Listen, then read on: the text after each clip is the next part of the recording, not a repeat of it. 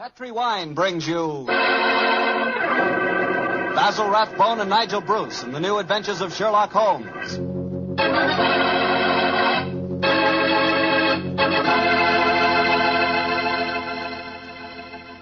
The Petri family, the family that took time to bring you good wine, invites you to listen to Dr. Watson tell us another exciting adventure he shared with his old friend, that master detective, Sherlock Holmes.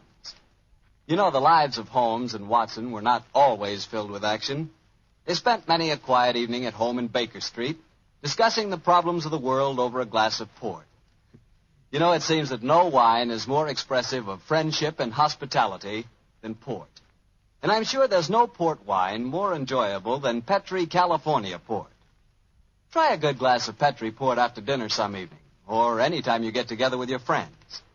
You'll love the rich, ruby red color of that Petri port. You'll love its smoothness and full body, its remarkable and wonderful flavor, a flavor that comes straight from the heart of luscious, hand-picked grapes. Serve that Petri port alone, or serve it together with cake or cookies or with fruit. Yes, and serve it proudly. You can, because the name Petri is the proudest name in the history of American wines.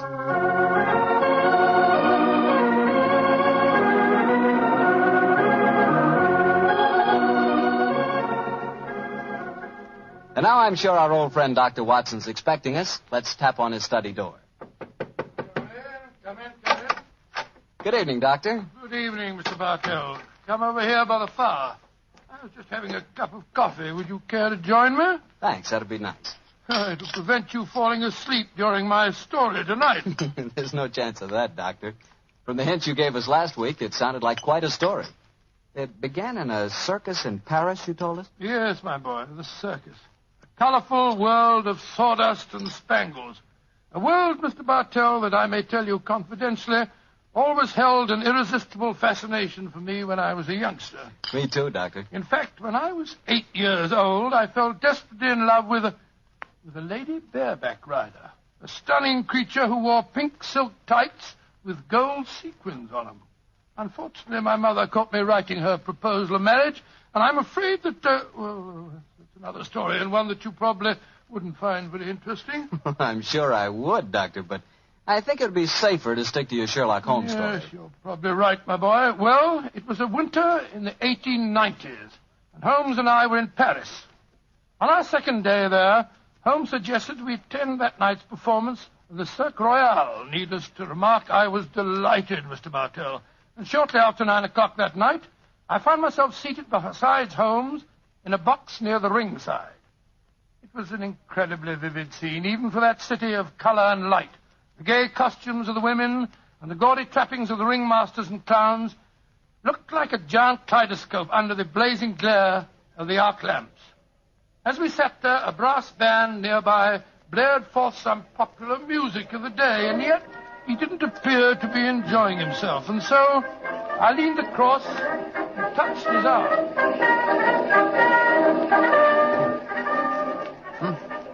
What is it, Watson? Well, you're very quiet, Holmes. Aren't you having a good time? A good time, I suppose, old chap. I was just wondering where Mr. Edwards is. Mr. Edwards? Who's he? An extremely distinguished client who was to meet us in this box at 9 o'clock. Client. Oh, this little excursion was on business. After all, yes, I might have known it. Don't worry, old fellow. In your case, I think you'll be able to combine quite a little pleasure with the business. Well, can't you be a little more explicit, Holmes? Shh. Here comes the ringmaster. Mesdames et messieurs, j'ai l'honneur de vous présenter ce soir la grande vedette du cirque, Mademoiselle Gisèle Girondet, équestrienne incomparable.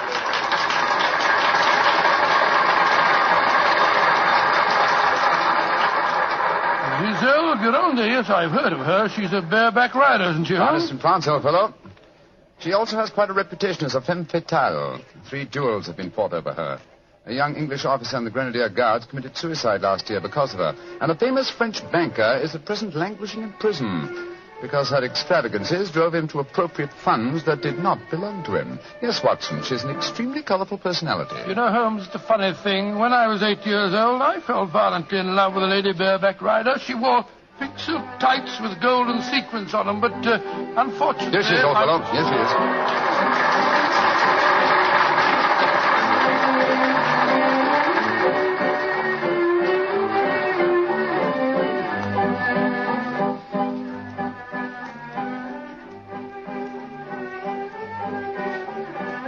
Holmes, she's exquisite. Look at the way she's jumping from the back of one horse to the other.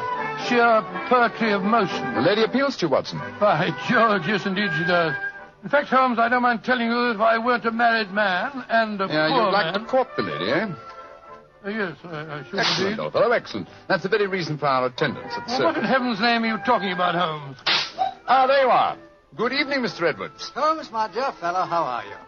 I haven't seen you since that little affair at Windsor Castle when Mother... Excuse me, sir. I am Mr. Mycroft, and this is my friend, Sir William Nigel.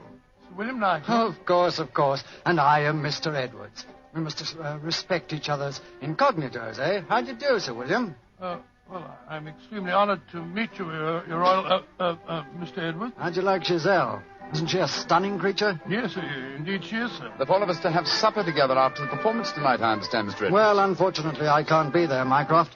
There's some stupid affair at the embassy which I have to attend. We must postpone the dinner until tomorrow night. Oh, very well, sir. Come over to my hotel a little early and we can discuss the whole business. Personally, I think a lot of fuss is being made about nothing.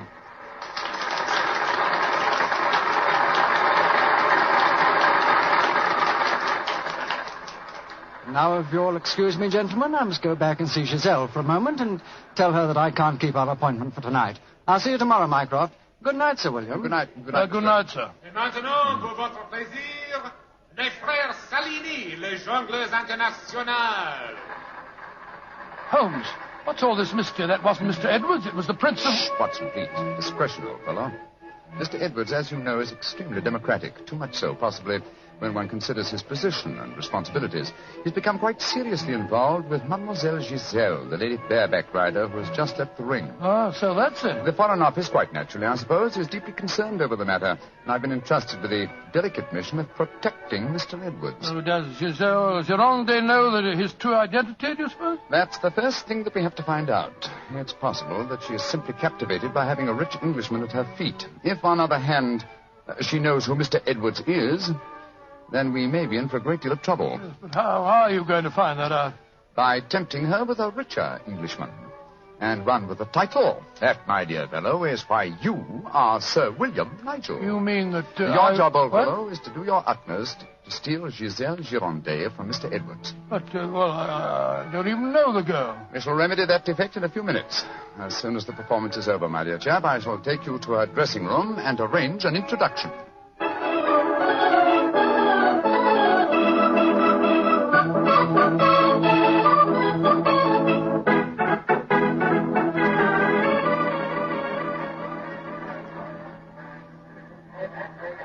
I must say, Holmes, the backstage life at a circus is even more colorful than in the ring. What makes you say that, old fellow? Well, I just saw a pinhead having tea with a bearded lady while a sword swallower was standing behind him practicing his act. Oh, hello.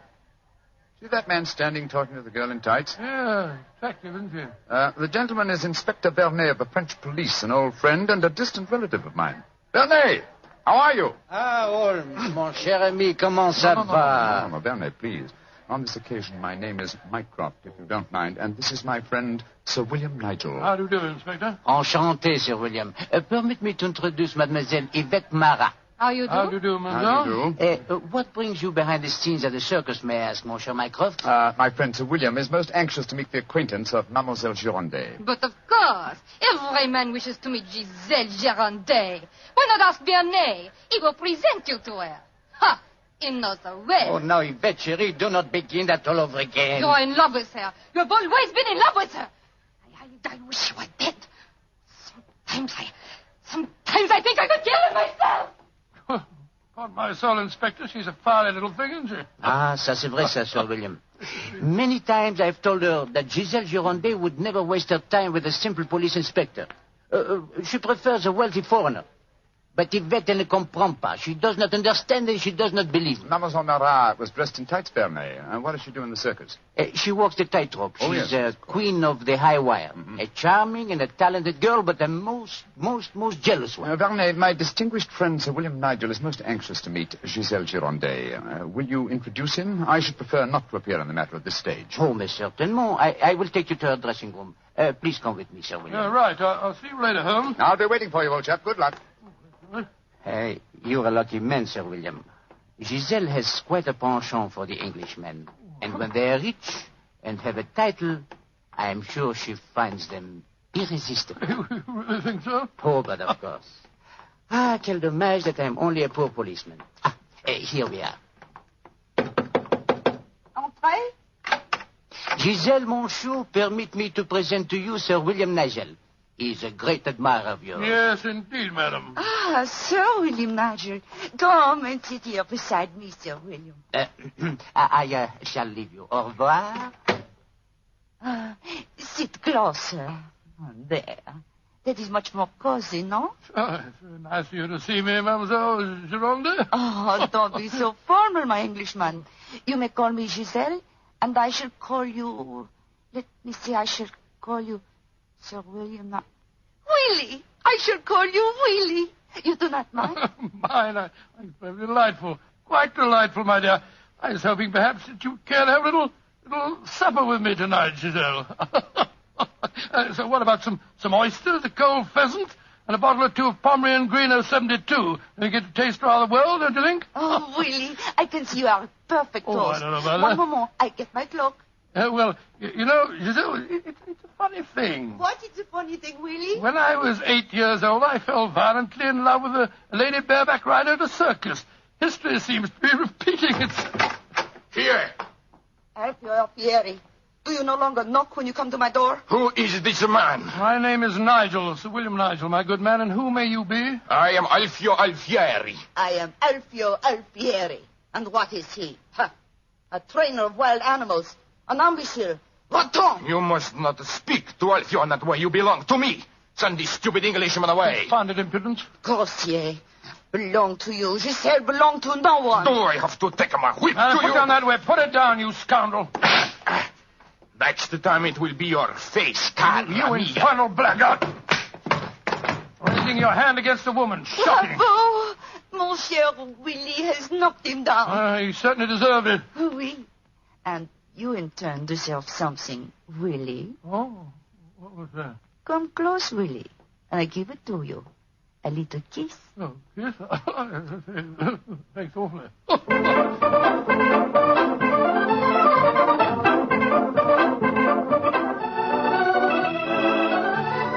Oh, Willie, you are so strong, so resolute, so brave. Oh, it was nothing, my dear Giselle. Nothing at all. Here, more champagne, Gus. More champagne. Oh, Willie!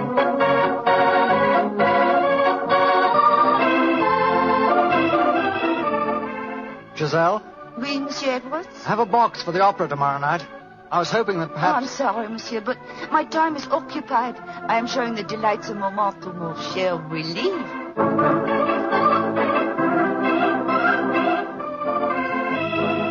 Mademoiselle aime mieux le collier de perles à 5 rangs ou celui à 3 rangs? He says, which do I prefer, the 5-string color pearls or the 3-string color pearls? What does my Willie think? So that you can't hang too many pearls on a pretty neck like yours. I'll take the 5-string collar, my good fellow. You're doing splendidly, Watson, splendidly. Yes, but Holmes, I felt such a blasted fool handing that jeweler fellow a check signed by Sir William Nigel. You quite sure that it'll be honored? Don't worry, old fellow. Remember who our client is. Money is the least important concern in this matter. On with the masquerade, old fellow. On with the masquerade.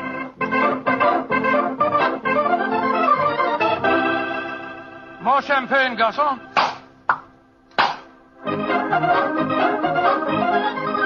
Willie, you are such a headstrong boy. More champagne.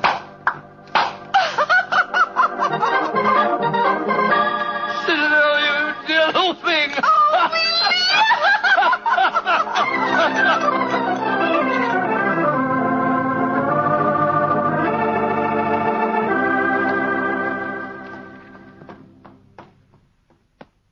Good evening, Vernet. Has Mademoiselle Gironde come in for the evening performance yet? Yes, Monsieur Holmes. I escorted her to her dressing room half an hour ago. Monsieur Edwards is in there with her now. At last, it seems, she has use for a poor policeman. Last night, she found a threatening letter on her makeup table. Since then, she has been most grateful for my company. A threatening letter, eh? Any idea who might have sent it? Oh, yes, of course. I'm afraid I have, Monsieur Holmes. I told her to pay no attention. By the perfume of the notepaper, I recognized the sender. A jealous tightrope walker called Yvette Marat. Oh. Poor Yvette. She would make a very inferior criminal, I'm afraid. Still, Giselle asked me to stay outside her dressing room till the performance starts. You wish to see her? Yes. Oh, good evening, Mr. Edwards. Evening, Mycroft. Evening, Inspector Werner. Comment ça va, Monsieur Edwards? Look here, Mycroft. I think this little game's gone far enough. Giselle has just refused another invitation of mine. Now, I know who Sir William Nigel is, and I swear I'll tell her. Don't you think, sir, that the lady is hardly worth bothering about? Surely this whole incident with Sir William proves that she's a scheming little adventuress. A fictitious title and an apparently bottomless purse have shown her up in her true colors. I could have told you the same thing without such an experiment, my friend. Well, I suppose you're right, Mycroft. I've been a fool. An idiot who lets a pretty ankle turn his head. A conceited dolt. Let us just say, monsieur, that you have been a man. Good evening, sir. Oh, good hello, evening. Watson. Good evening. Just going back to see Giselle for a moment, I brought us these flowers for her. I'll be back in a jiffy. Just a minute, Watson. I hate to dampen your ardor, old chap, but the masquerade is ended. Ended? What do you mean it's It is no ended? longer necessary for you to impersonate Sir William Nigel or to pay court to Giselle. Oh, really? Oh, really? Really? Well, that's a great relief, sir. Great relief. I've hated the whole business. Oh, yes, I'm sure you have. We appreciate the sacrifices that you've made, don't we, Sir Edward? Yes, indeed. Well, I must go back and see her once more, though. We had a rendezvous for tonight, and I must cancel it. A gentlemanly thing to do, you know. I won't be a minute. Never have I seen a man more downcast. Obviously, with him, my dear Holmes, business was a pleasure. Alfieri, where are you going? That Englishman. I just saw him go into Giselle's To room. whom are you referring? That man that called himself Sir William Nigel. Yes. 2 days ago, he struck me. I have to settle with him. No man may strike Alfieri. Do not cause any more trouble, Alfieri.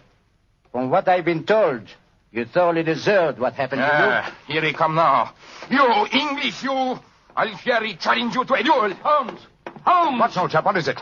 You're as white as a ghost. It's Giselle. What's wrong with her? She's dead. She's lying there in her dressing room.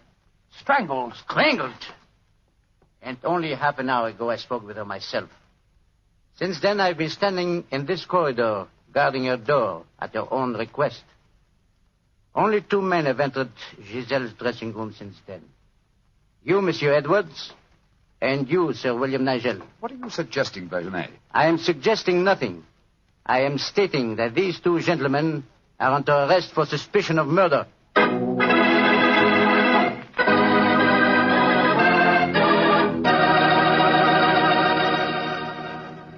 Dr. Watson's unusual story will continue in just a few seconds.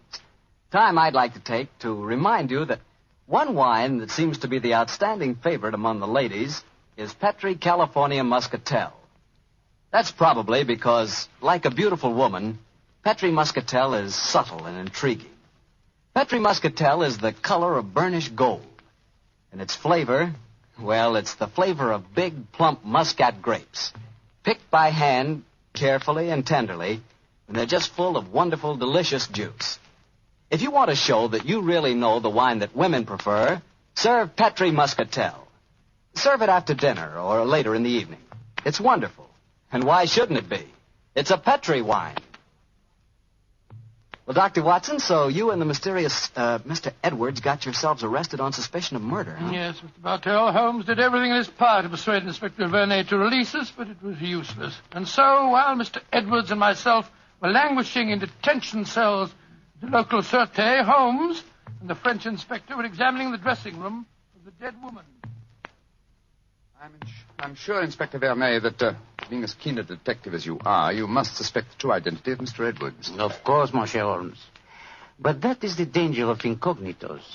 If he chooses to assume the identity of plain Monsieur Edwards, then he must run the risks of plain Monsieur And Edwards. you're convinced that either he or my friend strangled Mademoiselle Girondet? It is obvious. Then I'll have to prove to you that they didn't. Let me examine the body again. No. If she had been strangled by either of my friends, why would her body be lying here under the window?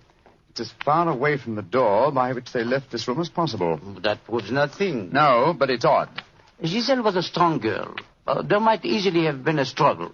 Perhaps she tried to get away through the window. And yet there are no marks of violence on her throat. Just this piece of very fine cord. that did its deadly work so cleanly. Cut with a knife. Please do not remove the cord, Monsieur Holmes. The body has not yet been photographed. Dear me, Vernet, you're making it very hard for me, aren't you? You notice, of course, that the window is open. Yes, but we have examined the snow outside. There were no footprints within 3 yards of the window. The murderer must have entered by the door that I was watching. Yes, it would be hard, even for a professional acrobat to jump in. An acrobat? Vernet, your young friend, Mademoiselle Yvette Marat, is a tightrope walker. Yvette, but... Yes, she certainly had a motive. She'd even sent a threatening letter.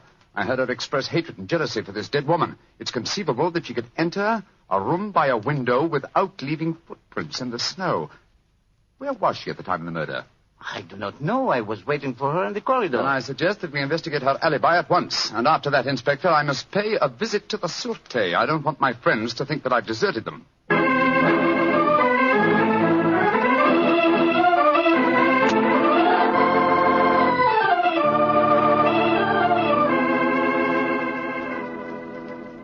Excuse me, sir. Yes, Holmes. I'm afraid it looks rather black. As I was telling you, Yvette Marat, the tightrope walker, was able to establish a completely satisfactory alibi. Vernet still suspects you or Dr. Watson. Well, that's ridiculous. May I ask you a very straightforward question, sir? Of course. I can well understand that if you had gone into the dressing room and found the woman already murdered, you might easily be tempted to conceal the fact, to avoid a scandal involving your person. Will you swear to me, sir, on your true identity, that Giselle was alive when you left her? She was, Holmes. I swear it. Thank you, sir. That's all I wanted to know.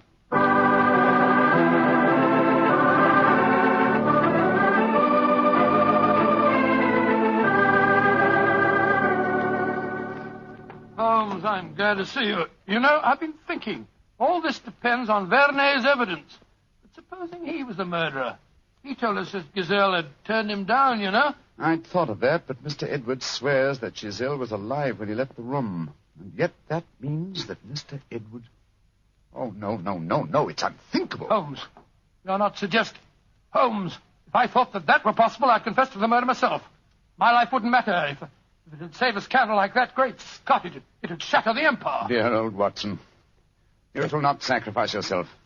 You're as valuable a British institution as the Lion himself. No, my dear fellow. We shall never sacrifice you, not while my mind is still capable of... My mind? That's it. Thank you, Watson. You've given me the answer. Holmes, what are you burbling Be about patient, now? old fellow. In half an hour, you'll be out of this cell, and the real murderer will be in it.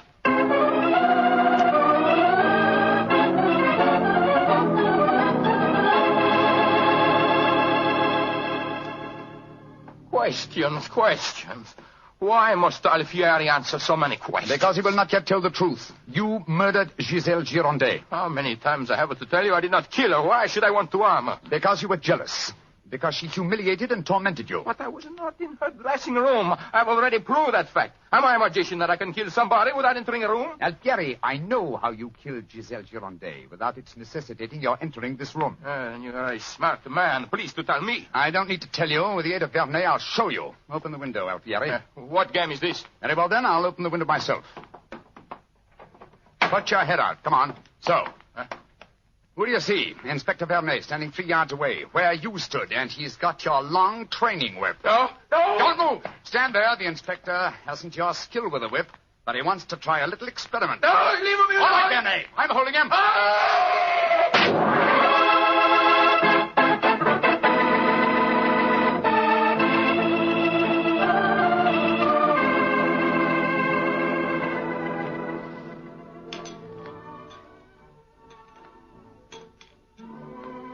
Well, Mr. Edwards, I mean, well, sir, this is a pleasant change from a prison cell, isn't it? It certainly is. Holmes, I can't tell you how grateful I am.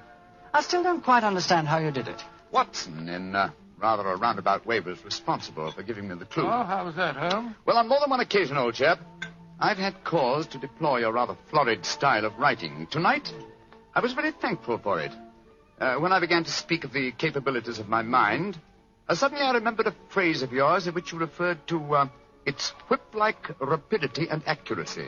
That, of course, made me think of Alfieri, the animal trainer. Exactly how did he kill the poor girl? Well, sir, he stood outside the window, far enough away to leave no incriminating footprints. Called to Giselle, probably persuaded her to lean out, then snapped the whip around her neck, pulling it tight and strangling her. And then I suppose he cut the cord and let the body fall back into the room. Precisely, old fellow. We found a whipstock among his tackle, a whipstock from which the lash had been cut.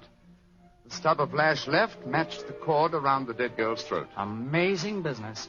And I don't mind telling you, fellas, I'm very thankful to be through with it. Yes, so am I, sir. In fact, I wouldn't be at all surprised if this whole incident cures me of my love of circuses. Oh, I didn't know you had a predilection in that direction, Watson. Oh, yes, sir. Yes, if you don't mind my saying so. When he was 8 years old, he fell in love with a lady bareback rider. Didn't you, Watson?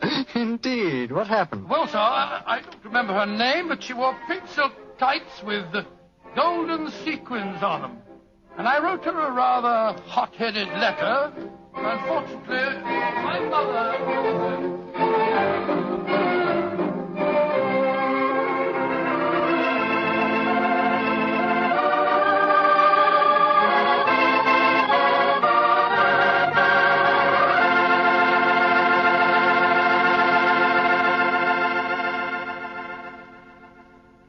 Well, Doctor, that was one of the most unusual stories you've ever told. And I might say you played a very prominent part in that case yourself. Oh, I suppose I did at that, Mr. Bartell. Giselle was a beautiful girl. Beautiful.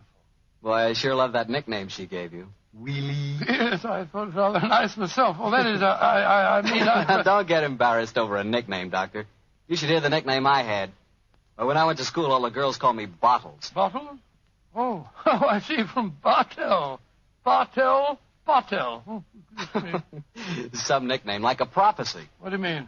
Well, they called me Bottles, and now that's what I like to talk about most. Bottles. Bottles of Petri wine. Oh, I should have known. And I'd like to talk about Petri wine because, as far as I'm concerned, it's the swellest wine that ever poured from a bottle. That's because the Petri family really knows how to make good wine. Well, they ought to. They've been making good wine ever since they started the Petri business way back in the 1800s. And since the Petri family has always personally owned and operated their business, they've been able to keep that fine art of winemaking right in the family, handing it on down from father to son, from generation to generation. So it's no wonder, whenever you want a good wine, you want a Petri wine, because Petri took time to bring you good wine. Well, Dr. Watson, what new Sherlock Holmes story are you going to tell us about next week? Well, now, next week, Mr. Bartell, I'm going to tell you of a strange adventure that Holmes and I had in the swampy fenlands of Norfolk. It concerns a gypsy encampment, a child that vanished, and a horrible death in the murky depths of a fearsome quagmire.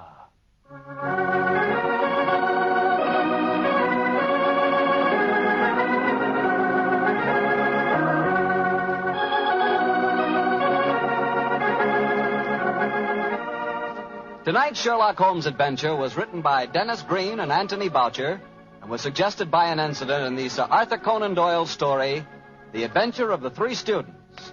Music is by Dean Fosler. Mr. Rathbone appears through the courtesy of Metro-Goldwyn-Mayer, and Mr. Bruce through the courtesy of Universal Pictures, where they are now starring in the Sherlock Holmes series.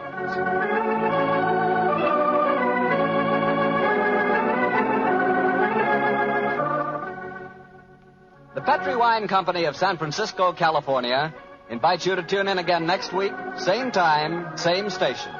Sherlock Holmes comes to you from our Hollywood studios.